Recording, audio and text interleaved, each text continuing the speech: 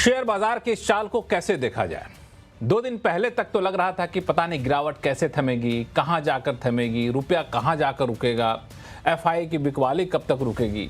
लेकिन पिछले 2 दिनों में एफआई भी आने लग गए, रुपया भी अचानक सुधर गया, मार्केट की चाल भी सुधर गई। लेकिन सवाल यह है कि अब ये सारे पॉजिटिव संकेत कितने ठोस हैं। उधर सेक्टर के हिसाब से देखें तो आईटी सेक्टर में, जिस पर लगातार बहस चल रही थी, उसमें उम्मीद की किरणें दिखने लग गई हैं। ये क्या इशारा कर रहा है? और स्मॉल कैप मिड कैप को लेकर अब बड़ा सवाल यह है कि बाजार में अगर तेजी आती है तो उस तेजी में कितना ये साथ निभा पाएंगे, क्योंकि यहाँ पेन थमने का नाम नहीं ले रहा है। लेकिन इन सब के बीच इस हफ्ते की बात कहें या फिर फाइनेंशियल सेक्टर की बात कहें तो सबसे बड़ी खबर या कहें कि बड़ी घटना ये हुई है कि अब तक का सबसे बड़ा विदेशी निवेश आया है श्रीराम फाइनेंस में। एक कंपनी में आया, ठीक है, अच्छी बात है, लेकिन इसको क्या पूरे सेक्टर के लिए एक संकेत के तौर पे माना जाए क्या? ये कई सारे महत्वपूर्ण सवाल हैं जो एक आम निवेशक को जानना चाहिए। आज आवाज अड्डा में इसी पर करेंगे खास चर्चा। नमस्कार, मैं हूं लक्ष्मण राय और चर्चा में शामिल होने के लिए हमारे साथ विशेष मेहमान हैं। जियोजेट इन्वेस्टमेंट के senior vice president Gaurang Shah साहब हैं, रॉकस्टार कैपिटल के मैनेजिंग पार्टनर अभिषेक अग्रवाल जी हैं, रोहा एसेट मैनेजर के हेड इक्विटी दलजीत सिंह कोहली साहब हैं और एसडब्ल्यू कैपिटल के डायरेक्टर पंकज जैन साहब हैं। शुरुआत गौरांग शाह साहब मैं आपसे करना चाहूँगा। बाजार की चाल तो आप देख ही रहे हैं, तो मुझे आपके कपड़े का रंग देख के लग रहा है कि आप थोड़े सब लाल कम पहन रहे हैं, ब्लू ज़्यादा है, जिसको ग्रीन के बराबर मान के चला जाए तो। बहुत बहुत धन्यवाद लक्ष्मण जी, इस मंच पर आमंत्रित करने के लिए। आपको सभी महानुभाव को और सीएनबीसी आवाज के दर्शकों को हमारा सादर प्रणाम और शुभ संध्या हमारे तरफ से। तो देखिए, ऐसा होता तो मैं मेरे बाल भी हरे या नीले कर लेता, अगर असर इतना ही होता तो अपने आप को पूरे रंग में ढाल देता। लेकिन दिक्कत ये है कि हमारी जो सोच समझ है और हमारी जो एक दशा को लेकर के विचारधारा है, उस पर बाजार खरा नहीं उतरता। बाजार अपने आप में एक बेताज बादशाह है और बाजार अपनी चाल चलता है। हमें बाजार की चाल के मुताबिक अपने आप को ढालना चाहिए, ऐसा मैं चलना होता है। समझता हूँ। तो देखिए, 26,300 के पार की एक नई सर्वोच्च ऊंचाई देखी हमने, 88,000 के पार की सर्वोच्च ऊंचाई सेंसेक्स पर देखी और उसके बाद नीचे की तरफ के दायरे। और जहां तक मेरा अनुभव रहा है शेयर बाजार में, हर एक सर्वोच्च ऊंचाई के बाद बाजार थोड़ा बहुत दायरे बंद नीचे आता है, मुनाफा वसूली थोड़ी बहुत हावी होती है। और हमारे जो मित्रगण हैं, प्रिय मित्रगण विदेशी संस्थागत निवेशक, वो निरंतर बिकवाली कर रहे हैं। पिछले साल भी अक्टूबर से दिसंबर करी, इस साल के शुरुआत से भी काफी बिकवाली करी है। और मैं शायद ऐसा समझता हूं, मेरी सोच कितनी सही या गलत है मुझे नहीं पता, लेकिन ये बिकवाली के कारण ही डॉलर की मांग बढ़ी और डॉलर की मांग बढ़ने के कारण मेरे ख्याल से रुपए में हमने थोड़ी बहुत कमजोरी आते देखी। सर्वोच्च निचला स्तर रुपए ने डॉलर के मुकाबले हाल ही में कुछ दिनों पहले बनाया था। अब अगले हफ्ते क्रिसमस है। मेरे ख्याल से ये जो बिकवाली का जो बड़ा या हावी दौर था वो अब धीरे धीरे कम हो जाएगा और उसके कारण रुपए में भी थोड़ी बहुत स्थिरता आने की संभावना है। और शायद बाजार आज की चाल को देख करके मुझे ये लग रहा है कि अगर ज्यादा कुछ अनिश्चितता का वातावरण नहीं हुआ या नकारात्मक खबरें नहीं आई तो शायद धीरे धीरे हम ऊपर जाने का प्रयास करेंगे। अब इस साल में और 26,300 के पार जाते हैं कि नहीं उसका तो मुझे पता नहीं है, लेकिन थोड़ा बहुत सकारात्मक रुझान अगले हफ्ते आए ऐसा लगता है। और अगला हफ्ता छोटा हफ्ता है, गुरुवार 25 दिसंबर क्रिसमस की छुट्टी है, तो देखना। और एफएनओ की एक्सपायरी मेरे ख्याल से बुधवार को होगी, 24 तारीख महीने की। तो ये पूरा समीकरण है, मेरे ख्याल से यहाँ से थोड़ा बहुत बाजार सुधरे ऐसा लग रहा है। इसमें 2 चीज़ें हैं, आपने बड़ी इंटरेस्टिंग कही कि रुपया जो गिरा उसके पीछे एक वजह ये हो सकती है कि जितने बड़े पैमाने पर एफआईज बिकवाली करके जा रहे हैं तो उसका एक असर यहाँ पे दिखा। लेकिन इसको अगर हम लोग जोड़ के देखें अलग अलग फैक्ट को, तो एफआई 2 दिन से आए, थोड़े बहुत आए, और क्या यही वजह थी कि अचानक से आखिरी में रुपया सुधर गया काफ़ी हद तक? नहीं, मेरे ख्याल से शायद, ये मेरा अनुमान है, आरबीआई की तरफ से शायद थोड़ा बहुत डॉलर सप्लाई भी हुआ रहेगा, क्योंकि जब 90 के पार पहली बार रुपया गया था तभी भी आरबीआई ने डॉलर सप्लाई किया था और प्रयास किया था कि रुपए को थोड़ा बहुत मजबूत बनाए, लेकिन वो कुछ क्षण भर के लिए रुपया मजबूत हुआ और फिर से हमने कमजोरी रुपए में देखी। तो मैं ये नहीं मानता कि ये, और खरीदारी इतनी बड़ी भी नहीं हुई है विदेशी संस्थागत निवेशकों की, साधारण आंकड़ा था मेरे ख्याल से पिछले 2 दिनों में। लेकिन एक अच्छी बात यह है कि बिकवाली धीरे धीरे करके थम रही है और शायद एक ये कारण हो सकता है, कारण और भी है, रुपए में थोड़ी बहुत मजबूती आई उसको लेकर के, लेकिन एक कारण ये भी हो सकता है कि विदेशी संस्थागत निवेशकों की बिकवाली जो है वो या तो कम होगी या फिर वो छुट्टी पर चले जाएंगे, तो कुछ समय तक बिकवाली हावी नहीं होगी, पता नहीं।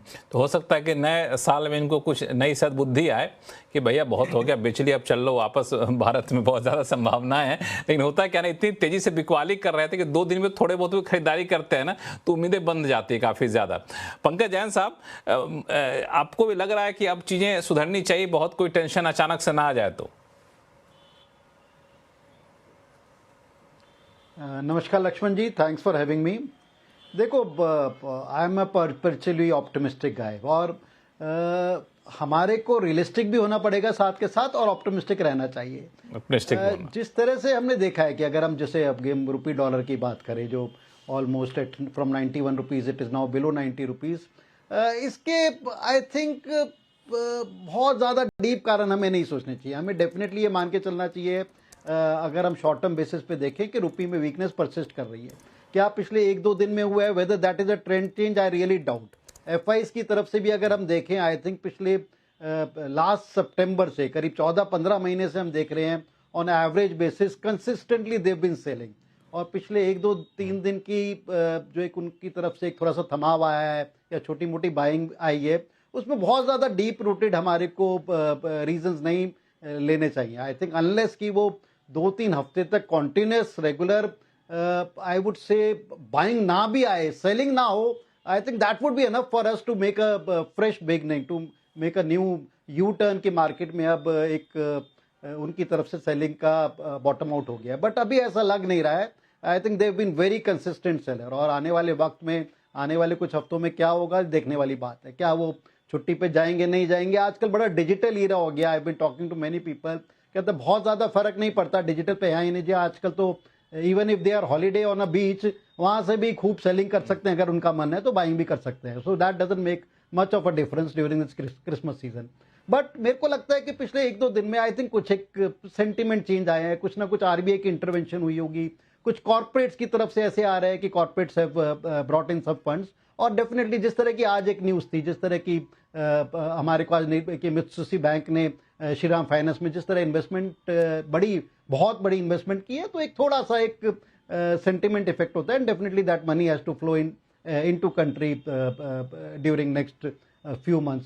सो आई थिंक ये एक टेम्परेरी रीजंस हैं, बट अभी ब्रॉडरली मेरे को नहीं लगता कि रुपी डॉलर सिनेरियो जो वीकनेस का था वो खत्म हो गया है, and we have to live with it. और हमारे को नहीं भूलना चाहिए, जो मैंने पहले भी आपके कार्यक्रम में कहा है, कि जिस तरह के गोल्ड इंपोर्ट्स हो रहे हैं हमारे यहाँ, वो भी एक कारण है इस चीज का।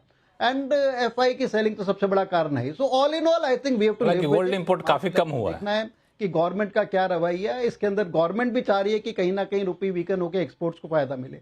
सो I think somewhere around these kind of levels I think it should settle down, and let's hope कि 2026 नए वर्ष में एफआईज की तरफ से सेलिंग में थमाव आएगा, और एक may be a push towards buying आ सकता है। और उसका एक सबसे बड़ा कैटलिस्ट है which we have been discussing for last so many weeks, कि इंडिया यूएस टैरिफ डील कब हो सकती है। It is round the corner, we have been hearing that for long time, but वो राउंड द कॉर्नर कब actually materialise होएगा, I think that could be the catalyst, that could be the critical point. और जब भी वहां होगा, वहां से हमारे को लगता है रुपी में भी स्टेबिलिटी आएगी, इकोनॉमी में भी काफी एक पुश मिलेगा, एंड स्टॉक मार्केट में भी एक काफी स्टेबिलिटी टू पॉजिटिव पुश मिलना चाहिए।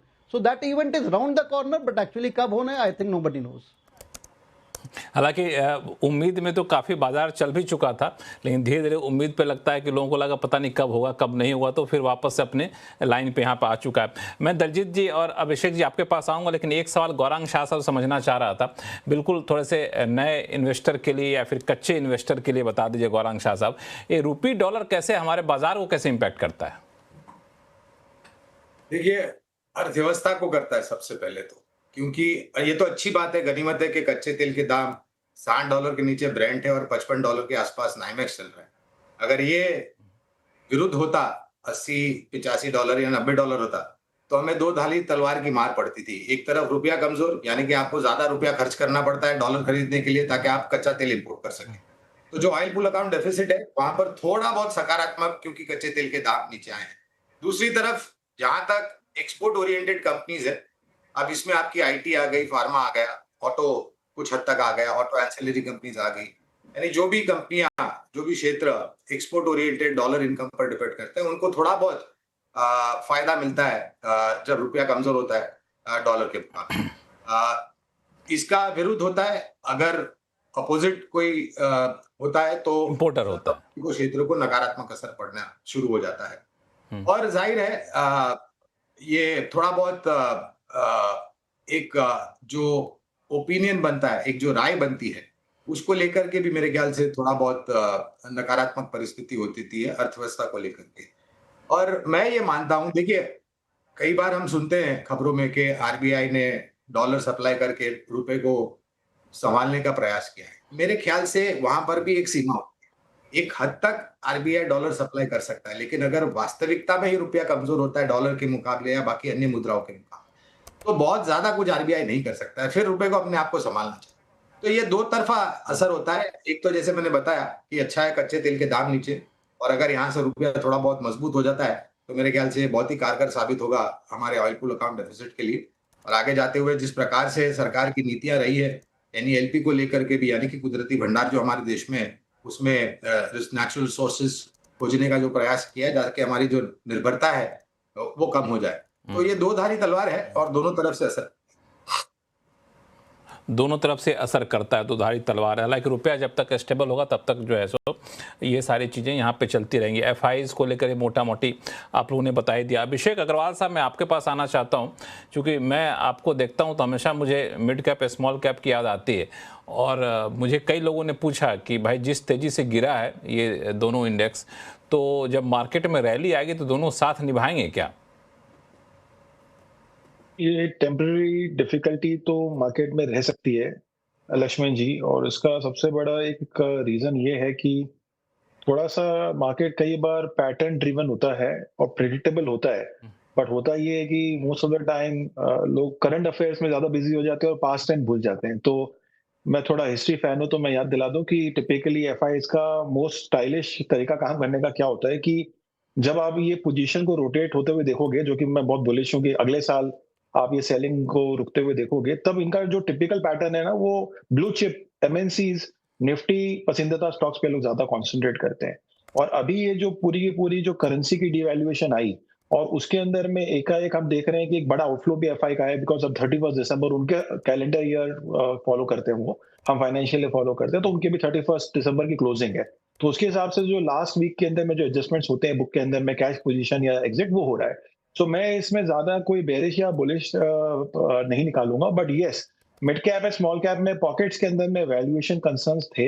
अब यहाँ पे ये होगा कि पोर्टफोलियो की चर्निंग होगी, और क्योंकि मिड एंड स्मॉल कैप से शायद एग्जिस्टिंग डीआईएस भी या डोमेस्टिक इन्वेस्टर्स भी देख रहे होंगे कि अब हम शायद कुछ एलोकेशन निफ्टीज या थोड़ी और let's say predictable large companies में करें, जहां पे अर्निंग्स का थोड़ी बेटर विजिबल दिख रही है, वैल्यूएशन अब रीजनेबल दिख रहे हैं, वहां पे एलोकेशन जा सकता है। तो मुझे लग रहा है कि एक तरह का आप कह सकते हो कि एक तरफ से निकल रहे हैं और दूसरी तरफ ये मूव करेंगे। हर साल आप देखोगे सेम सेक्टर्स कभी भी रिपीट नहीं होते हैं परफॉर्मेंस में, as a top performing sectors और टॉप बॉटम आउट परफॉर्मर या पुअर परफॉर्मर।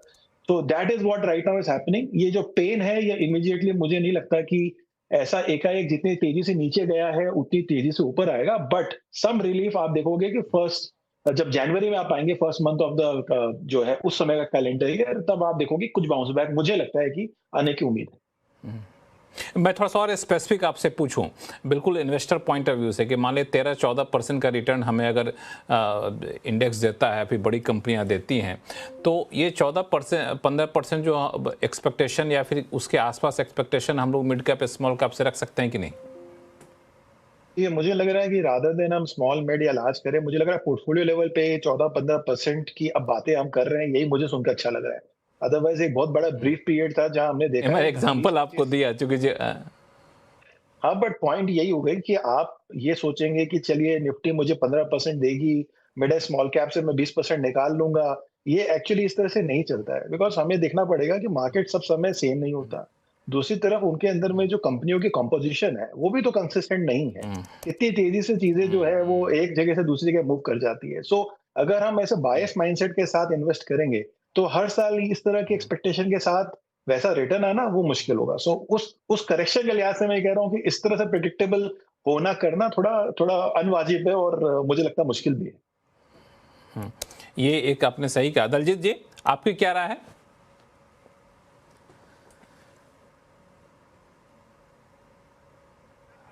आप म्यूट पे हैं सर। लक्ष्मण जी, हम लोगों ने एक्चुअली अभी पिछले दिनों एक नोट लिखा अपने क्लाइंट्स के लिए कि there is a disconnect between fundamentals and the stock prices. तो ये सिचुएशन अगर आपको याद होगा तो 2018 में भी इस तरीके की कुछ सिचुएशन थी बिफोर कोविड, 1-1.5 साल तक, जब हम लोग वो एक्रोनिम यूज करते थे कि H2 B2 खाली काम कर रहे हैं, केवल 5 स्टॉक ही चल रहे हैं, पोर्टफोलियो नहीं चल रहा है। तो कुछ उस तरीके की स्थिति अभी हमें दिख रही है। तो इस बार के जो क्वार्टरली रिजल्ट्स के बाद हमने एक एनालिसिस किया, हमें समझ में आया कि एक्चुअली बहुत सारी कंपनियों ने अच्छे नंबर्स भी दिए, फिर भी स्टॉक जो है वो काफी नीचे हुए। तो ये क्या है कि इस समय शायद मार्केट के ऊपर बहुत सेंटिमेंट का असर ज्यादा है, और ऐसा कई कई बार ऐसा देखा गया है कि हर बार ऐसा जरूरी नहीं कि फंडामेंटल और सेंटिमेंट दोनों एक साथ चले। तो इस समय जो ये ग्लोबल अनसर्टेनिटी, ये करेंसी का इतना मूवमेंट, अपना ट्रेड डील बार बार आना नहीं आना, ये सब जो चल रहा है, इसकी वजह से आई थिंक मार्केट के ऊपर जो बहुत ज्यादा सेंटिमेंट हावी हो गया, उसमें बहुत सारी अच्छी कंपनियों ने जिन्होंने नंबर्स भी दिए, वो भी स्टॉक जो है काफी नीचे हैं। तो अगर आप देखेंगे market new high but portfolio probably on -15%, 10%, like that. सबके बहुत सारे पोर्टफोलियोज इस तरीके के दिख रहे हैं। तो ये, और हमने जब अपना एनालिसिस देखा तो जो हमारी पोर्टफोलियो की कंपनियां हैं, लगभग 28 से 30 कंपनियां हैं हमारे पास, और उसका जो क्वार्टर 2 का ईयर ऑन ईयर नंबर जो है 20% सेल्स ग्रोथ था, 40% पैट ग्रोथ था। उसके बावजूद जो स्टॉक्स हैं वो 10% डाउन है, पोर्टफोलियो लेवल पे 10% डाउन। तो इसका क्या मतलब हुआ कि ये जो डिस्कनेक्ट है, ये फंडामेंटल्स पे आधारित नहीं है। ये बहुत सारा नैरेटिव, जो अभी हमने बहुत सारा नैरेटिव पिछले दिनों में सुना कि वैल्यूएशंस बहुत आउट ऑफ द वैक हैं। तो ऑफ कोर्स कुछ पॉकेट्स में वैल्यूएशन आउट ऑफ वैक हैं, और वो मार्केट की एनोमलीज हमेशा रहेंगी। बट उसको ये बोलना कि जो स्मॉल कैप या मिड कैप की अगर हम बात करें, जहाँ 4-5 हजार कंपनियां हैं, सारी 4-5 हजार कंपनियां एक साथ महंगी हो गई या सारी एक साथ सस्ती हो गई, ये गलत मिसनाम है। तो उसमें क्या होता है कि बहुत सारी कंपनी स्पेसिफिक काम होता है, बट जब मार्केट का ओवरऑल सेंटिमेंट खराब रहता है, तब हम देखते हैं कि जो अच्छी कंपनियां हैं वो भी उसके साथ पिस जाती हैं। और इनफैक्ट वो ही अपॉर्चुनिटी होती है जो हम जैसे फंड मैनेजर्स के लिए, कि आप उस टाइम पे उन कंपनियों को बैक करें, उनको और इन्वेस्ट करें, या अगर क्षमता हो तो और बढ़ाएं, ताकि आपको जो अच्छे समय, जब समय चेंज होगा, तो वो बेनिफिट आपको मिलेगा। अब जो उस नोट का मैं बात उन कंपनियों के पास उसमें हमने 8-10 कि हम समझते हैं कि अगले कुछ महीनों में ही ये स्थिति चेंज होगी, और इसमें हमारे पास बहुत सारे सपोर्टिंग फैक्टर्स हैं, जैसे कि आरबीआई की सपोर्ट है, गवर्नमेंट की पॉलिसी सपोर्ट है, आपका बेस इफेक्ट का बेनिफिट मिलेगा। क्वार्टर 3 और क्वार्टर 4 के नंबर्स भी बहुत बेटर होने वाले हैं, क्योंकि हमारा वैसे भी H2 जो है वो 60% होता है, H1 40% होता है कॉर्पोरेट इंडिया का। तो ये जो बेनिफिट्स आपको दिखने वाले हैं, ये अगले 3-4 महीने में दिखेंगे। लेकिन अभी क्या है कि शायद थोड़ा पेशेंस का टाइम है, और सेंटिमेंट ज्यादा हावी है, तो फंडामेंटल्स को लोगों ने थोड़ा पीछे कर दिया है। इसमें दो चीज़ें हैं जो आपने कहा भी अपने कमेंट्री में, कि कई बार लोग वैल्यूएशन को एक बताते थे वजह कि इस वजह से गिर रहे हैं, ताकि वैल्यूएशन पहले काफ़ी हाई हो गया था। ठीक है, मान लिया वैल्यूएशन हाई नहीं था, लेकिन पोटेंशियल रखता है वो शेयर, इसके बावजूद शेयर डाउन है 10%, जैसा कि आपने एग्जाम्पल दिया कुछ कंपनियों का। तो वैसे पोटेंशियल वाली कंपनियों को कैसे पहचाने जहाँ पे डिस्कनेक्ट है लेकिन आगे चल करके बेहतर होगा, उसके लिए क्या फॉर्मूला अपनाया जाए? फॉर्मूला सिंपल, बहुत बेसिक एनालिसिस है लक्ष्मण जी, कि आपको ये समझना है कि ये जो कंपनी अगर नंबर्स पर आ रहे हैं, मतलब जैसे अगर सिंपल हम बताते हैं कि हम लोग कैसे मानते हैं कि हमने रिजल्ट आने से पहले एक अपना एनालिसिस किया हुआ है, अपने नंबर्स बनाए हैं कि ये कंपनी को 20% ग्रोथ दिखाना चाहिए, 25% ग्रोथ दिखाना चाहिए, और नंबर्स आने के बाद वो हमको डाउनवर्ड रिवाइज नहीं करने पड़े, मतलब कि कंपनी खरी उतरी अपनी बात पर, और आगे जो उसकी कमेंट्री है वो भी अगर वो उसी तरीके की डायरेक्शन में जा रही है, तो इसका मतलब ये होगा कि आने वाले नंबर्स भी हमें अपने रिवाइज नहीं करने पड़ रहे डाउनवर्ड्स, या तो फ्लैट रहने वाले हैं या उनको और ऊपर बढ़ाने की उम्मीद है। इसका मतलब ये हुआ कि कंपनी ने कुछ खराब नहीं किया, उसके जो फंडामेंटल्स थे वो सब सही थे। अब स्टॉक प्राइस बहुत सारे बाकी फैक्टर्स के ऊपर डिपेंड होता है, क्योंकि टेक्निकलिटीज होती हैं, कहीं पे ज्यादा बाइंग आ गई, ज्यादा सेलिंग आ गई, कोई बड़ा इन्वेस्टर सेल कर गया, कुछ भी हो गया, उस तरीके की चीजें जो है, तो वो आपको बता रही है कि ये डिस्कनेक्ट है, राइट। जैसे मैंने बताया कि हमारे पोर्टफोलियो लेवल पे सेल्स ग्रोथ वाज 20%। हम निफ्टी की ग्रोथ की बात 10%, 12% की बात कर रहे हैं। तो अगर पोर्टफोलियो लेवल पे आपकी सेल्स ग्रोथ 20% है, आपकी इबिटा ग्रोथ करीबन 29-30% है, पैड ग्रोथ 40% है, तो फिर इसका मतलब ये हुआ कि कंपनी जो अपना काम कर रही थी वो अपना काम सही कर रही है। हाँ, स्टॉक प्राइस वो बहुत सारी बाकी चीजों पे डिपेंडेंट होता है। इसमें एक चीज़ मैं जैन साहब आपके पास आऊँ, लेकिन अभिषेक जी के पास जाना चाहूँगा। अभिषेक जी, ऐसे में चूंकि आपने भी वही बात कही कि अब यहाँ से जो है धीरे धीरे अगले साल में काफ़ी अच्छा परफॉर्म करना चाहिए, भले स्पीड थोड़ी सी शुरू में धीमी रहे मिड कैप स्मॉल कैप की, और दलजीत जी जैसा कह रहे थे, तो लोगों को अपने पोर्टफोलियो में अभी कुछ समय के लिए अलोकेशन जब करने की बारी हो, चाहे कोई नया पैसा डालना चाहता हो अभी बाज़ार में, या फिर पहली बार के निवेशक भी हों, तो उनको अभी के टाइम में आपके हिसाब से जो थंब रूल होता है मिड कैप स्मॉल कैप का, उस थंब रूल के अगेंस्ट जा करके इसमें अपना लोकेशन बढ़ा देना चाहिए? देखिए, मिड एंड स्मॉल कैप के एक्सपोजर पे ज्यादातर लोगों की एक्सपेक्टेशन रिटर्न के पॉइंट ऑफ व्यू से होती है कि यहाँ पे हमें अल्फा रेगुलर इंडेक्स से ज्यादा मिलेगा। बट ये एक स्टैंड अलोन स्ट्रैटेजी नहीं हो सकती है पैसे बनाने के लिए कि आप एक ब्रॉडर लेवल पे सेक्टर को चूज करके अपनी एलोकेशन को मिस एलोकेशन में कन्वर्ट कर दें।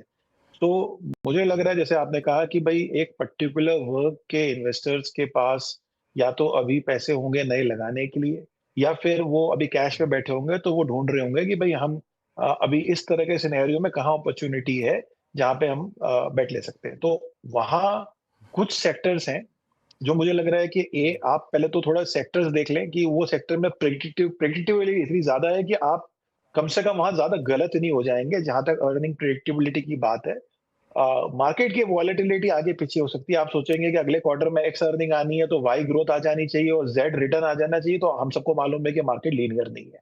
दूसरी बात है एलोकेशन की बात करें, मुझे लग रहा है एक fair allocation between large cap, mid cap, small cap में होना चाहिए। एक तरफा ही अगर आप पूरी तरह से लार्ज कैप में डिवाइडेड है तो उसका मतलब आपकी रिस्क टेकिंग एबिलिटी बड़ी कम है, और या तो फिर आप वहां पे ईटीएफ ले लें और या फिर आप म्यूचुअल फंड के साथ चले जाएं जो कि एक अच्छा खासा काम वहां पे भी करते हैं।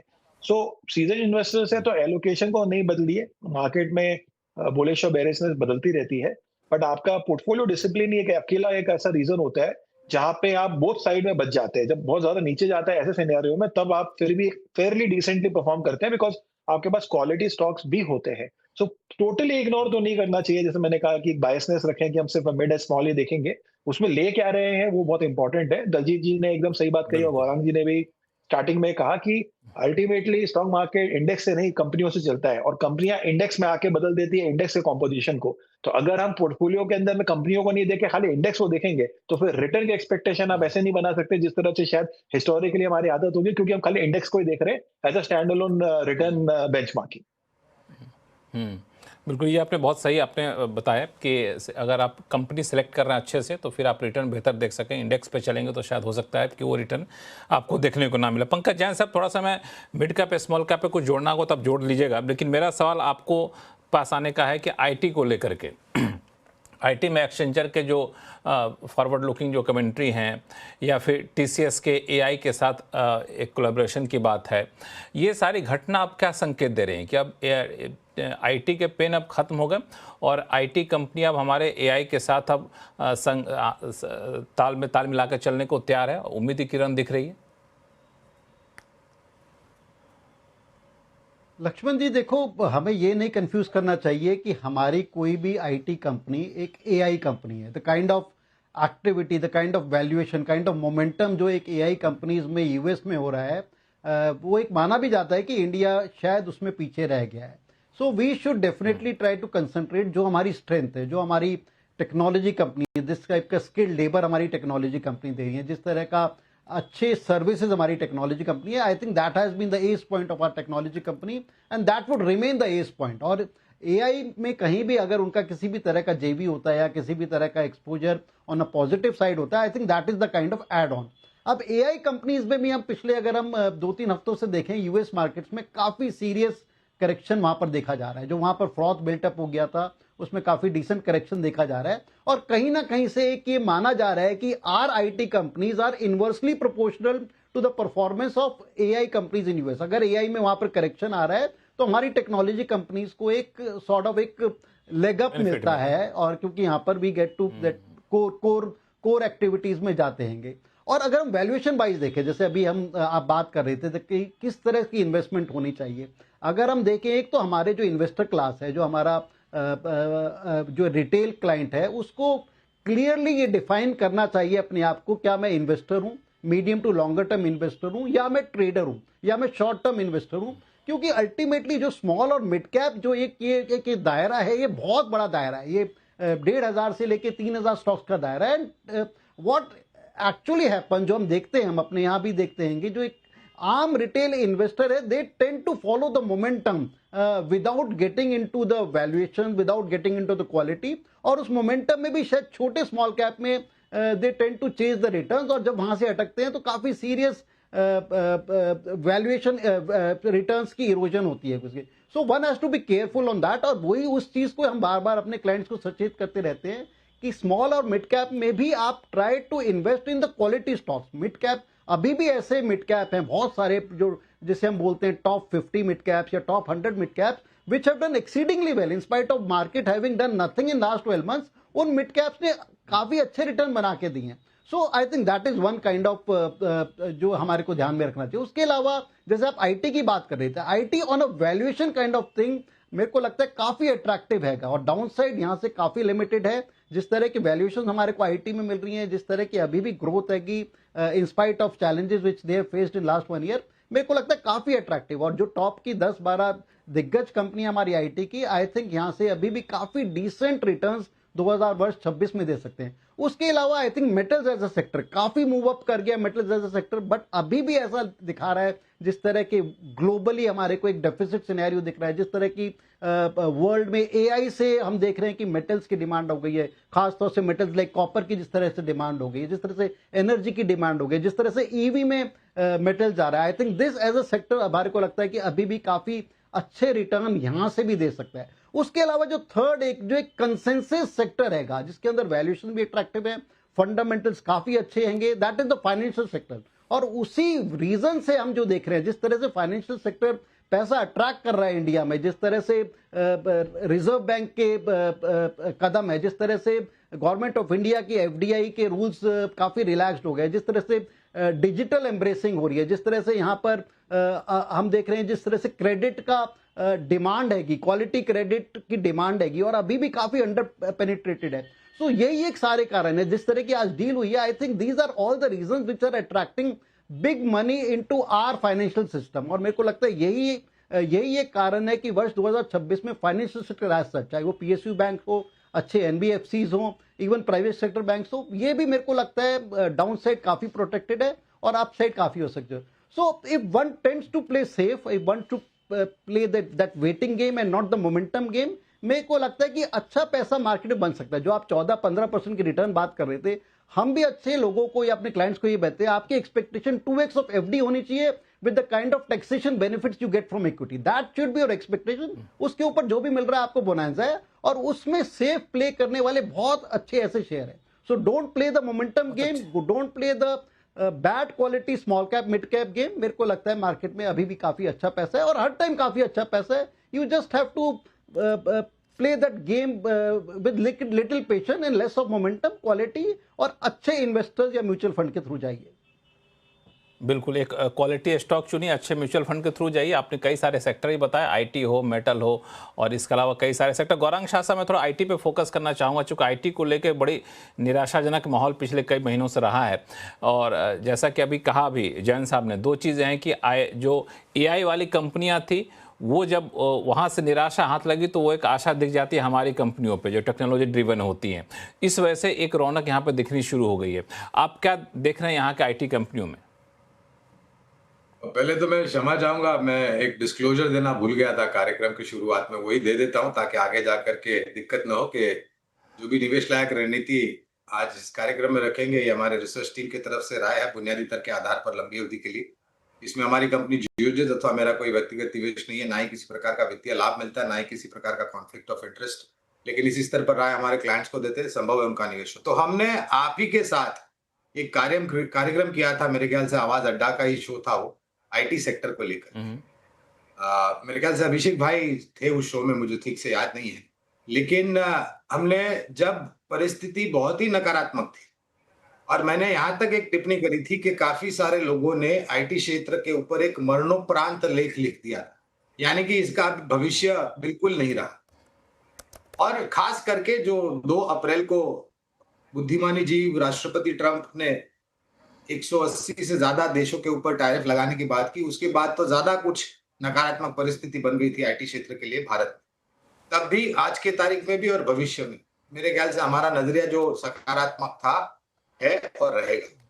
ये एक ऐसा क्षेत्र है जो निरंतर परिवर्तन के दौर से गुजरता है और इसकी निर्भरता आने वाले भविष्य में और भी महत्वपूर्ण होती जाएगी, जिस प्रकार से हम निर्भर है टेक्नोलॉजी को लेकर के। अगर आप टेक्नोलॉजी को नहीं अपनाते हैं तो आप एक तरीके से हैंडीकैप हो जाते हैं, आपका भविष्य शून्य हो जाता है अगर आपको नहीं अपनाए। और परिवर्तन जिसकी मैं बात कर रहा हूँ, और जो अभी बात कर रहे थे आप और जैन साहब भी बात कर रहे थे एआई को लेकर के, मेरी सोच समझ ये कितनी सही गलत मुझे नहीं पता कि हम तो अभी तो शुरुआती दौर के में है जहां तक भारतीय आईटी कंपनी का सवाल है। और आज ही मेरे ख्याल से एचसीएल टेक ने एक कंपनी का अधिग्रहण किया एआई और डेटा को लेकर के, और उसके पहले टीसीएस ने मेरे ख्याल से कुछ कहा। तो नजरिया सकारात्मक है। अब जो अमेरिका और चाइना में होता है, जिस प्रकार से मूल्यांकन ज्यादा ऊपर चले जाते हैं और फिर जब नतीजे आंकड़े आते हैं तो वास्तविकता से सामना करना पड़ता है और धड़ाम से सब में करेक्शन आ जाता है 5-5, 10-10% का, उसका नकारात्मक सा असर या झलक जो है शायद हम देख सकते हैं यहाँ पर, इसमें कोई दो राय है। लेकिन वो क्या लंबी अवधि तक रहेगी, वो मुझे नहीं लगता है कि ज्यादा लंबी अवधि तक नकारात्मक परिस्थिति रहेगी। ये लंबी अवधि तक नहीं रहेगी, लेकिन ये है कि अभी जिस तरीके से एआई के साथ करार हो रहा है, ये एक पॉजिटिव संकेत है। अभिषेक जी कुछ जोड़ेंगे इसमें? जी, मेरा व्यू अभी भी जो है कंजर्वेटिव है आईटी सेक्टर के ऊपर। कुछ इस बार थोड़े फैक्चुअल इन्फॉर्मेशन थोड़े और बेटर करने की कोशिश करता हूँ कॉन्टेक्स्ट सेटिंग करने के लिए कि ऐसा क्यों मुझे लगता है। पहले तो ये है कि पॉजिटिवली आईटी सेक्टर में क्या हो रहा है, जिसके वजह से कभी कभार रैली आ जाती है, वो ये है कि जो डॉलर जब स्ट्रेंथन हो रहा है या हमारी रूपी जब वीक हो रही है, तो उसका जो बेनिफिट है वो हमारे आईटी कंपनियों को मिल जाता है उनके मार्जिन इम्प्रोवाइजेशन में। तो वहां पर एक जिसको आप कह सकते हैं कि भाई इसमें नेचुरल फंडामेंटल है, इसमें कोई कंपनी के एंड से कोई एक्स्ट्राऑर्डिनरी कुछ हो नहीं रहा, बट अगेन अर्निंग्स बेटर होगी तो कुछ उस डायरेक्शन में चीजें बदलती है। तो वैल्यूएशन के लिहाज से मैं ये पॉइंट कह रहा था। अब प्रॉब्लम कहाँ है? प्रॉब्लम ये है कि अगर हम इन जो दिग्गज कंपनियों की कमेंट्री देखें, जो कि प्रिडिक्टेबल रहती है इनके बिजनेस में, तो ग्रोथ एक्सपेक्टेशन जो है वो लार्जली लोअर सिंगल डिजिट या just close to double digit जो है वो वहां है, ना कि हायर 2 डिजिट्स में हम बात करें, जो कंसिस्टेंटली कई सालों से हम यही पैटर्न देख रहे हैं। इसका मतलब ये इनोवेशन में काफी पीछे चल रहे हैं। आप अगर एआई की बात कर रहे हैं तो एआई में मुझे लगता है कि इंडिया जो है फोर फ्रंट नहीं टेल एंड पकड़ रहा है। फोर फ्रंट के अंदर में ऑलरेडी चीजें जो है वो काफी बड़ी हो चुकी है। अब आपके पास ऑप्शन ही खत्म हो गया है जी। अगर आपको बिजनेस में रहना है तो अब आपको इस पर्टिकुलर ट्रेंड को अडॉप्ट भी करना होगा और उसके लिहाज से अपने सर्विसेज और प्रोडक्ट्स को भी इनहांस करना होगा। इसलिए टीसीएस ने आपने देखा कि अभी कुछ ही दिनों पहले एग्रेसिव स्टैंस लिया है, जहां पे उन्होंने एक एक्विजिशन भी की है और प्लस एक उनका एक प्लानिंग भी उन्होंने कर दिया कि अब हमारी जो ओवरऑल इनकम है उसमें एआई ड्रिवन इनकम जो हम बिजनेस देख रहे हैं वो काफी सिग्निफिकेंटली हम उसको आगे बढ़ाएंगे। तो अब ये जो हम देख रहे हैं ये ट्रेंड परिवर्तन तो है, बट अभी भी यहाँ पे ये थोड़े स्लो है। दूसरा, तो सबसे बड़ी अगर कोई बिजनेस आ रही है हमारे पास जो आएगी आने वाले समय में, तो वो जीसीसी है, that is global capability centres, जो कि नथिंग बट जो एआई हम चला रहे हैं उस एआई को चलाने के लिए जो सर्वर्स चाहिए, उन्हें चाहिए बहुत ज्यादा पावर और बहुत ज्यादा स्पेस, जो इंडिया के अंदर में फिलहाल हम देख रहे हैं कि ये चीज हमने Google, Microsoft and others continuously हमने देखी कि इनके अनाउंसमेंट्स आई है मल्टी बिलियन डॉलर्स के अंदर में, जहां हैदराबाद, मुंबई, बैंगलोर, आई मीन वाइजैक, इस तरह के कुछ जो है काफी बड़े-बड़े इन्वेस्टमेंट्स आते हुए दिख रहे हैं। सो अगेन ये वहाँ एआई की इन्वेस्टमेंट अमेरिका में हो रही है, वो डिमांड इतनी बड़ी है, तो उसका जो एक नेचुरल हमें बेनिफिट मिल रहा है, जो कि प्रोग्राम में भी अभी ये पॉइंट हम कवर कर रहे थे, उसके लिहाज से अब हमारी कोई अर्निंग या कुछ बढ़ रही है। बट इनोवेशन के फोरफ्रंट को अगर आप मद्देनजर रखें, तो मुझे कुछ भी ऐसा डिफरेंट होता हुआ नहीं दिख रहा है जिसके तहत ये कहा जा सके कि हम कॉम्पिटिटिव आगे आने वाले 10 साल में भी रहेंगे, जो इंडिया की एक पहले लेगेसी एडवांटेज थी, क्या हम वो अगले 10 साल तक मेंटेन करेंगे? मुझे लगता है no. If the trend continues the way how it is today, I think so we need more aggressive stand. आप इन्फोसिस का देखिए, उनका आप बायबैक देखिए, जो खाली बायबैक कर रहे हैं, जो कैश बुक में है वो अपने प्रमोटर को या अपने जो भी इन्वेस्टर्स है उनको दे देते हैं। सो अगेन आई मीन आप एग्रेसिव कहाँ हैं? आप आगे फोर फ्रंट में खेलने के लिए आपने कोई एक्विजिशन स्ट्रेटेजी कहाँ बनाई है जिससे आप ये देखें कि जो ट्रेंड अभी चल रहा है उसको फॉलो कर रहे हैं? तो ये बहुत बड़ा डिस्कनेक्ट है लार्ज कंपनी स्पेशली इंडिया की एंड वर्सेस ग्लोबल कंपनियां। तो इसी वजह से मेरी जो व्यू है वो एटलीस्ट ट्रेडिशनल आईटी कंपनीज के ऊपर जो है कुछ समय के लिए तो नेगेटिव है, पर सेलेक्टिव पॉकेट्स में डेफिनेटली पॉजिटिव होगी। क्योंकि अगर जीसीसी हो रही है या लेट्स से कोई कंपनी एमएनसी है जो ऑलरेडी अमेरिका में और इंडिया में भी लिस्टेड है, और अगर वो जीसीसी का यहाँ पे 4 से 5 बिलियन डॉलर का इन्वेस्टमेंट देख रही है, तो बड़ी नेचुरल है कि मैं उस कंपनी के पास इस इंडिया में अगर वो लिस्टेड है तो मैं उसमें बैठ लूंगा। मैं नाम तो नहीं लेना चाहूंगा, बट ऐसी कंपनियों का हिंट जो है ऑलरेडी मार्केट में दिख जाता है। But I am just trying to make a point कि आईटी को टोटली राइट ऑफ तो नहीं कर सकते, बट जो ट्रेंड है वो तो यही है, और इसी को मैं खाली यहाँ पे थोड़ा बेटर तरीके से एक्सप्लेन करने की कोशिश कर रहा था कि प्रॉब्लम कहाँ है। नहीं, लेकिन जो बड़ी बड़ी आईटी कंपनियां, ट्रेडिशनल आईटी कंपनियां हैं जो लेगेसी बेनिफिट में चल रही थी, उन्होंने भी तो अब एआई के साथ कोलैबोरेशन करना शुरू कर दिया है, एआई कंपनियों को एक्वायर करना शुरू कर दिया है। तो आपको लगता है ये उनके बिजनेस को बहुत ज़्यादा सपोर्ट नहीं करेगा? टीसीएस की ग्लोबल इनकम एआई से ड्रिवन जो है वो 5% कंट्रीब्यूट करती है उनके टोटल इनकम के सामने। तो अगर आप कर भी रहे हैं तो आपका आज की जो रियलिटी है वो क्या है वो तो हम बदल नहीं सकते, वर्सेस वही आप यूएस की 5 साल में जो कोविड के बाद की जो ट्रेंड हमने देखी है वहां की कंपनियों की और उनकी ग्रोथ की, सो वहां डिस्कनेक्ट है। तो ये आपने जो बात से कही बिल्कुल सही है कि yes they are doing it, but tailwind versus front end ये दो अलग चीज है। मुझे लग रहा है अभी भी हम टेल विंड पे है, कहीं ना कहीं जिस तरह से चलना चाहिए वहां थोड़ी धीरे है, बट होते हुए अगर मैनेजमेंट जहां पर भी इन कंपनियों की जो भी है अगर वो समझ पाएंगे तो वो अपने आप उस तरह से पोजीशन अपनी बदलेंगे। बट ये सब चीजों में टाइम लगेगा। मुझे नहीं लग रहा कि आप इंडिया के अंदर में इस तरह की चीजों को इतने फास्ट मूव होते हुए देखेंगे जैसे कि हमने बाकी दूसरे कंट्रीज में देखा, specifically US and China. Daljeet ji, कुछ इसमें ऐड करेंगे? आपका रिसर्च क्या कहता है? आप लोग अपने क्लाइंट को आईटी कंपनियों में इन्वेस्टमेंट का सलाह देते हैं? आपके पोर्टफोलियो में है? नहीं लक्ष्मण जी, अभी हमारे पोर्टफोलियो में कोई कंपनी नहीं है आईटी की, और हम काफी इत्तेफाक रखते हैं जो बाकी पैनलिस्ट ने बोला। ये बात ठीक है कि वैल्यूएशन पिछले 1.5-2 साल में काफी अट्रैक्टिव हो गया है, बहुत, क्योंकि पिछले 2 साल में इन लोगों ने ज्यादा ग्रोथ नहीं दिखाई है। बट हम जो आईटी को खेलना चाहते हैं तो वो प्रॉक्सी आईटी खेलते हैं, मतलब कि जैसे अभिषेक बात कर रहे थे कि डेटा सेंटर वाला है कोई, या फिर कोई नीश प्रोडक्ट वाली कोई कंपनी है, तो उस टाइप की कोई कंपनी अगर रहती है, प्रोडक्ट्स में है, कहीं सर्विसेज में भी है, तो हम वो नीश टाइप की कोई कंपनी अगर किसी पर्टिकुलर सेगमेंट के लिए है काम कर रही, उसको हम देखना चाहते हैं। बट अभी आज की डेट में कोई कंपनी नहीं है हमारे पोर्टफोलियो। मतलब आप भी आईटी से दूर हैं, अभिषेक जी भी आईटी को लेकर बहुत उत्साहित नहीं है, सिवाय गौरांग शाह साहब से। क्यों गौरांग शाह साहब? इन दोनों को समझा पाएंगे आप कि नहीं? आप अपना छोड़ दीजिएगा।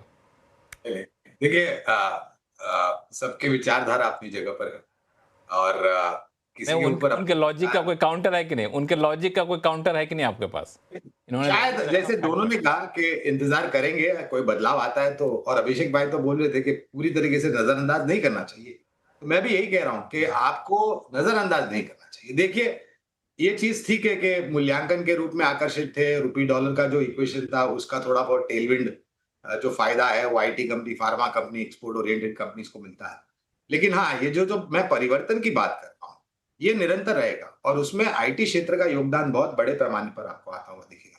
तो हो सकता है मैं गलत हूं यहाँ पर, इसमें कोई दो बात नहीं है, लेकिन शायद यहाँ पर सही होने की भी गुंजाइश। हम लोग पैनल में सब लोगों को एक साथ बैठाने का मकसद भी यही होता है कि हर लोगों की राय रख दी जाए, बाकी दर्शक अपना स्मार्ट डिसीजन लेंगे।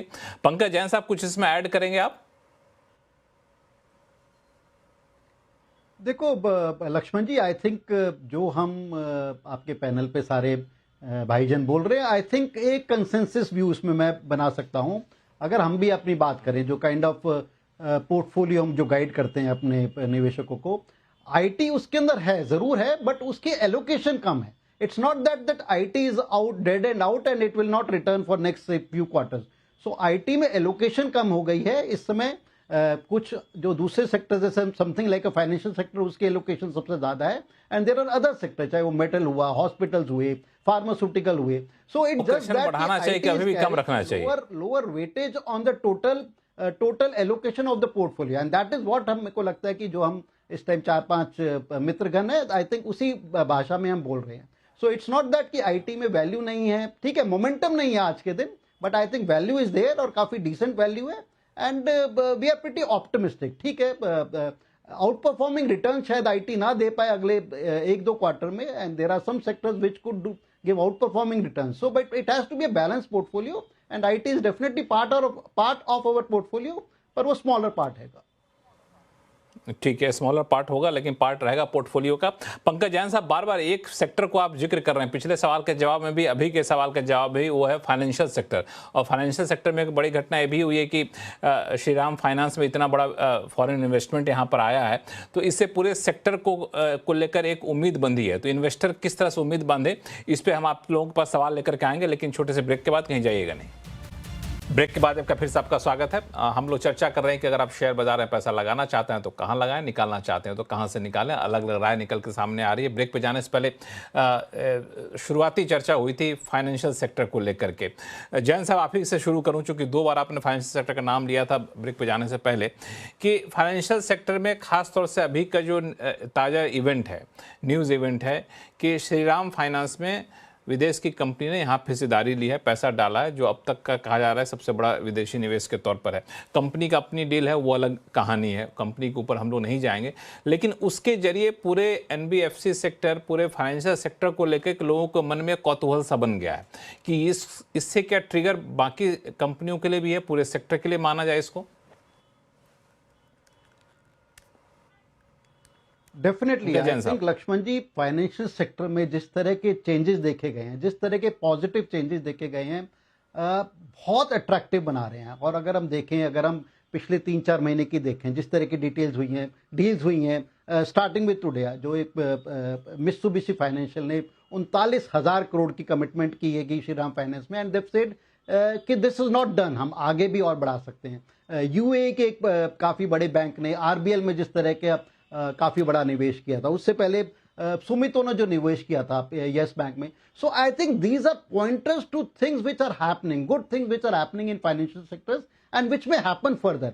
फाइनेंशियल सेक्टर में अगर हम देखें पिछले 1-1.5 साल में काफी, apart from our economy being robust, ठीक है, हमारी जीडीपी ग्रोथ अच्छी आ रही है, उसके अलावा जिस तरह से रेगुलेटरी चेंजेस हुए हैं, जिस तरह से डिजिटल एम्ब्रेसमेंट हुई है, जिस तरह से गवर्नमेंट का एक पॉजिटिव रवैया रहा है टुवर्ड्स एक जो एफडीआई, डायरेक्ट एफडीआई इन्वेस्टमेंट, जिस तरह से और रूल्स रेगुलेशन चेंज हुई है, तो काफी प्रोएक्टिव हो गया. क्रेडिट डिमांड में हम देख रहे हैं कि काफी एक अट्रैक्टिवनेस आ रही है, काफी क्रेडिट डिमांड हैगी. एंड उसके अलावा अगर हम देखें कि जिस तरह का इन्वायरमेंट बन गया था बैंक में, जो कि आज से 4-5 साल पहले हम देख रहे थे काफी एनपीएस थे and there were many concerns. What this government has done, I think what environment has done in last 3-4 years, I think on a very positive side, काफी क्लीन अप हो गई है बैलेंस शीट, बैंक्स की balance sheet काफी clean up हो गई है, NPS काफी कंट्रोल में आ गए हैं. सो ओवरऑल फाइनेंशियल सेक्टर काफी अट्रैक्टिव हो गया और वैल्यूएशंस अभी भी काफी अट्रैक्टिव होंगे. So I think that is one reason. और जिस तरह की ग्रोथ देखने को मिल रही है, जिस तरह की फ्यूचरिस्टिक ग्रोथ देखने को मिल रही है, I think this is what is happening and this is what is bringing committed investment into this sector. तो मेरे को लगता है ये सेक्टर, खासतौर से एनबीएफसी सेक्टर, क्योंकि वहां पर रूल्स रेगुलेशन ज्यादा आई वुड से अट्रैक्टिव हैंगे. बैंक्स में डायरेक्ट इन्वेस्टमेंट में अभी भी रूल्स इतने अट्रैक्टिव नहीं है. There are concern with promoter stake को लेके कितना बढ़ाया जा सकता है. सो ऑल इन मेरे को लगता है कि पूरा फाइनेंशियल सेक्टर काफी अट्रैक्टिव है, काफी अच्छे वैल्यूएशंस पे है, and they're in for good times. इसके अंदर की कौन सा sector in a particular time zone, whether NBFC is best, whether PSU banking is best, whether private sector banking is best, I think that is to be seen. But overall मेरे को ये लगता है कि ये theme काफी attractive है. This is what we have been guiding our clients also, and we feel this is one theme जो काफी attractive है, काफी safe है, और काफी मेरे को लगता है कि आउट परफॉर्मिंग रिटर्न्स दे सकता है वर्ष 2026 में. गौरांग शाह साहब, बैंकिंग, एनबीएफसी बैंकिंग तो पीएसयू बैंकिंग की प्राइवेट सेक्टर बैंकिंग? देखिए, पक्षपात करना तो मैंने कभी सीखा नहीं है, और मैं ये मान के चलता हूं कि पूरे वित्तीय ब्रह्मांड में अगर आप, नहीं और मैं नहीं, यहाँ तक कहूंगा, निवेशकों के प्रति भी पक्षपात मत करिए। नहीं नहीं कभी नहीं, वो तो फिर मैं तो फिर यहाँ पर बैठ ही नहीं पाऊंगा अगर वैसा किया तो। लेकिन इतना बिल्कुल क्या, मैं हर बार यही कहता हूँ लक्ष्मण जी, कई बार मैंने हमारी चैनल सीएनबीसी आवाज और सहयोगी चैनल सीएनबीसी बाजार और टीवी 18 पे कहा है कि अगर आप शेयर बाजार में निवेश करते हैं और आपका एक पोर्टफोलियो है, तो उस पोर्टफोलियो का एक महत्वपूर्ण अंग वित्तीय क्षेत्र होना चाहिए। वहां पर फिर निर्भर करता है कि आपके पास आपकी उम्र, आपको मुनाफा कमाना कितना कमाना है, आपके पास निवेश की समय कितनी है, वगैरह वगैरह। लेकिन एक हिस्सा वित्तीय क्षेत्र होना चाहिए जहां पर सरकारी बैंक, चुनिंदा मजबूत चुनिंदा मजबूत निजी क्षेत्र की बैंक और चुनिंदा मजबूत एनबीएफसी, ये तीनों का मिश्रण अगर आप रखते हैं, तो मेरे ख्याल से एक कारगर पोर्टफोलियो आपका बन सकता है। और उस परिस्थिति में शायद वित्तीय क्षेत्र का योगदान जो है वो थोड़ा बहुत ऊपर की तरफ आने की पूरी पूरी संभावना। मैं क्यों बताता हूं, इस वर्ष हमने 1.25 बेसिस पॉइंट की कटौती आरबीआई की तरफ से देखी मेरे ख्याल से।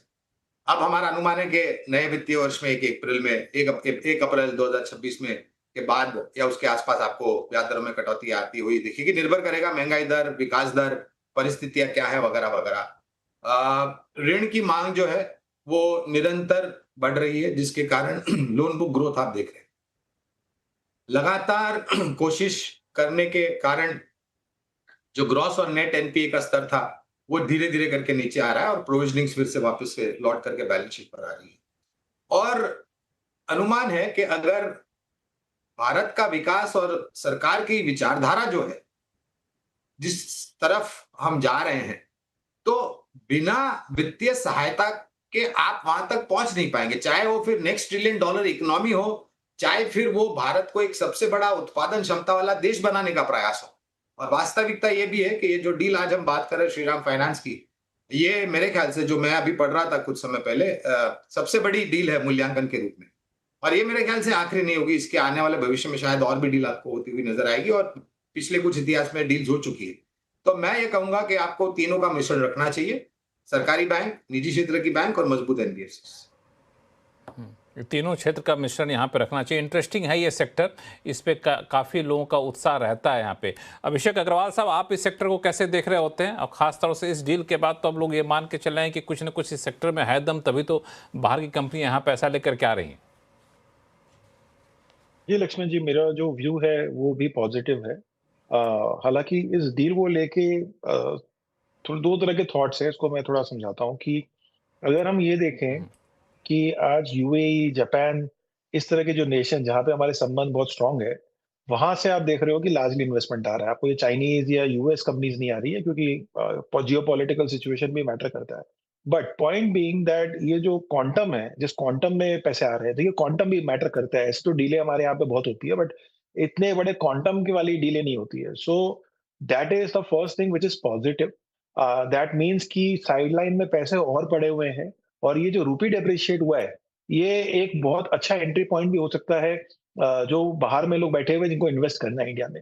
तो मुझे लग रहा है ये ट्रेंड कंटिन्यू होगा, और आप और भी इस तरह के आगे आने वाले समय में डीले देखेंगे। तो ये तो एक पॉजिटिव बात है। इसका मतलब इनके पास एक राइट तरह का कैपिटल हो गया, और उस कैपिटल के बेसिस पे हम देख रहे हैं कि इंडिया में पेनिट्रेशन जो है वो एक लंबे समय तक हम देख सकते हैं कि प्रिडिक्टेबल है।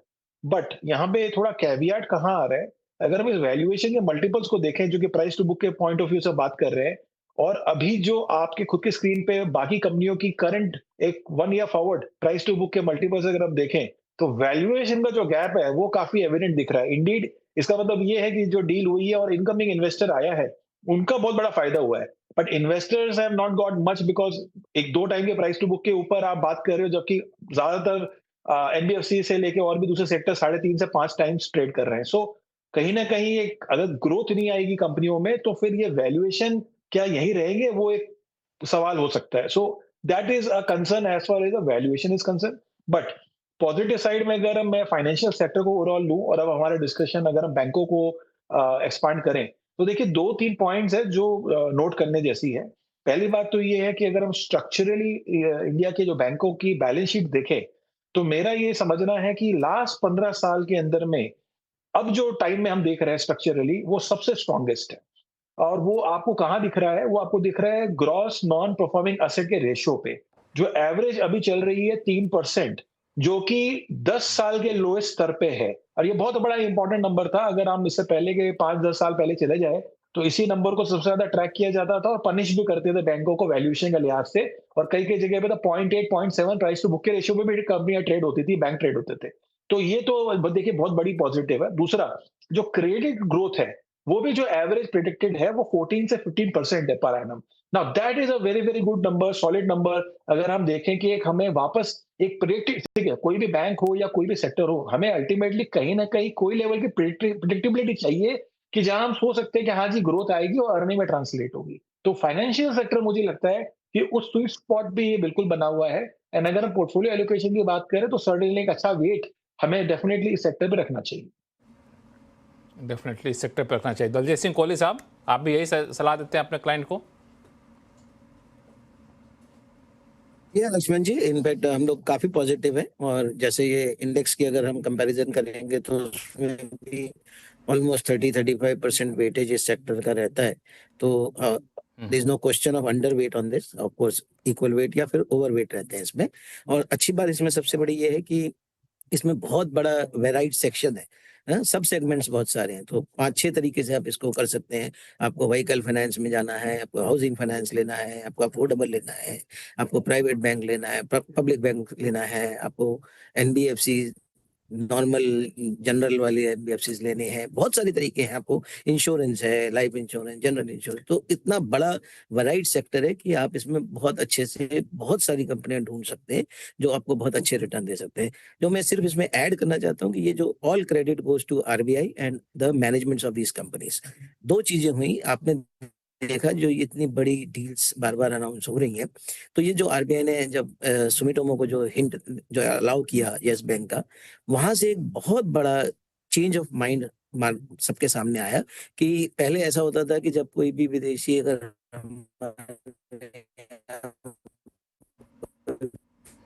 फाइनेंस कंपनी लेना चाहता था या इन्वेस्ट करना चाहता था तो बहुत ही वो अभी जब इन्होंने इस तरीके की डील को अलाउ किया, उससे जितने भी साइड लाइन्स पे बैठे थे उनको भी ये एनकरेजमेंट मिला कि भाई अब ऑल दीज डील्स। तो ये एक बहुत बड़ा बदलाव है। और उसके बाद जो मैनेजमेंट्स की हम बात करें तो पिछले जब ये जो 1.25% जो गौरांग ने बात की कि रेट कट हुआ, तो हमेशा हम पहले पिछली साइकिल्स में देखते थे कि जब भी रेट कट होता था ना तो बैंक्स काफी मतलब उसको अंडरस्टैंड नहीं कर पाते थे और उनके नंबर्स में सडनली निम्स में बहुत चेंज दिखता था। सडनली उनकी एसेट क्वालिटी खराब होने लगती थी। बहुत कुछ उसमें मतलब वो प्रॉपर्ली मैनेज नहीं कर पा रहे थे। लेकिन अभी पिछले 3-6 महीने से हम देख रहे हैं कि क्वार्टरली नंबर्स जो हैं वो काफी आपके ऑडियो में कोई दिक्कत है यहाँ पे दलजीत सिंह साहब के नेटवर्क में कोई इशू आ रहा है। हम लोग फिर से कनेक्ट करने की कोशिश करेंगे। पंकज जैन साहब, फाइनेंशियल सेक्टर की बात जब कर रहे हैं तो मुझे चूंकि डायरेक्टली तो नहीं लेकिन इनडायरेक्टली इंश्योरेंस सेक्टर भी एक बड़ा सेगमेंट है। और इंश्योरेंस सेक्टर में जिस तरीके का हमने देखा सरकार की तरफ से बड़ा कदम उठाया गया, insurance amendment bill parliament session आज ही खत्म हुआ, उसमें पारित भी किया गया। एफडीआई की लिमिट बढ़ा दी गई 74% से 100%। तो ये इंश्योरेंस सेक्टर पे आप लोगों का नजरिया बदला है? देखो लक्ष्मण जी, आई थिंक इंश्योरेंस सेक्टर ऐसा है जिसको हम एक अच्छी पैनी नज़र से देख रहे हैं, बट इस चीज़ को भी हमें मद्देनजर रखना है कि कौन से ऐसे सेक्टर्स हैं टॉप के 5-6 कि जहां पर एक रिटर्न ऑन इन्वेस्टमेंट ज़्यादा बन पाता है। इंश्योरेंस सेक्टर आई थिंक इसमें कोई रॉकेट साइंस नहीं है। I think it has been a bit of a laggard. अगर हम पिछले 1, 2, 3, 5 साल की भी बात करें, this is not one sector which has delivered attractive returns to the investors. तो हमारे को तो उस चीज़ का काफ़ी ध्यान रखना पड़ता है। ठीक है, पर जिस तरह से अब गवर्नमेंट ओपन अप कर रही है और रेगुलेशंस रिलैक्स कर रही है, I think this is on our radar, but actively on जैसे मैं अभी कह रहा था कि on allocation in our portfolio, I think काफ़ी छोटा इसके अंदर परसेंटेज रहेगा। So this is not one of our top bets as of today on the investment bank kind of basis, but attractive bets है। It's on our radar. Let's see कब इसके अंदर एक अच्छी पॉजिटिव मोमेंटम एक्टिविटी आती है, कहाँ पर फंड एक्शन ज़्यादा होने लगता है। But as of today I think I would repeat myself, we are still more bent on NBFC, on a good PSU, on a good private sector bank rather than insurance sector. हालांकि जो NBFC या फिर कई MFI भी हैं, वहाँ पे जब हम लोग बात करते हैं तो मैं पढ़ रहा था, इनका एक बयान आया था जो सेबी के पूर्व चेयरमैन हैं सिन्हा साहब, UK सिन्हा साहब, उनका बयान पढ़ रहा था कि ये लोग उस सेगमेंट को लोन दे रहे हैं जहाँ पे बैंक लोन नहीं देते हैं, यानी वहाँ पे रिस्क काफ़ी ज़्यादा होता है। तो ये एक तरह से कॉशन दे रहे थे, तो ये कॉशन को आप लोग फैक्टर इन करके चलते हैं जैन साहब? नहीं, definitely I think there are reason जो ये सेक्टर नहीं चल पा रहा है। आई थिंक जिस तरह के शायद अभी भी गवर्नमेंट रेगुलेशन है, जिस तरह के हम देख रहे हैं कि इनकी बॉटम लाइन है, रिटर्न ऑफ इन्वेस्टमेंट है कि वो मेरे को लगता है कि अभी भी मार्केट को बहुत ज़्यादा एक पॉजिटिविटी नहीं दिखा पा रही है। इसके अलावा अगर हम देखें, अगर there are other attractive sectors, जैसे वेल्थ मैनेजमेंट सेक्टर, आज ही हमने देखा कि ICICI प्रू म्यूचुअल फंड जिस अट्रैक्टिव के साथ लिस्ट हुआ, 15-20% ऊपर लिस्ट हुआ, and it was standing tall over there. I think this is one sector, wealth management sector हुआ या कैपिटल मार्केट रिलेटेड सेक्टर हुआ, जिस तरह की एक्टिविटी हम देख रहे हैं। आई थिंक ये एक ऐसा सेक्टर है कि जो मेरे को लगता है कि आने वाले वक्त में, आने वाले 1-2 साल में बहुत अच्छे रिटर्न्स क्रिएट कर सकता है। You will have to be careful, ठीक है, आप गलत स्टॉक्स में या गलत कंपनियों में ना फंस जाए, बट ओवरऑल आई थिंक ऐसे सेक्टर में जहां पे एपेटाइट काफी ज्यादा है और इसके फैलने की गुंजाइश काफी ज्यादा है, इस वजह से इस सेक्टर में आप सही कह रहे हैं कि इसमें एक उम्मीद रखी जा सकती है। लेकिन शो का समय अब खत्म हो रहा है, तो यहीं शो को हमें समाप्त करना होगा। आप सही मेहमानों का बहुत बहुत धन्यवाद हमारे शो में जुड़ने के लिए। आवाज अड्डा में फिलहाल इतना ही। देखते रहिए CNBC आवाज। नमस्कार।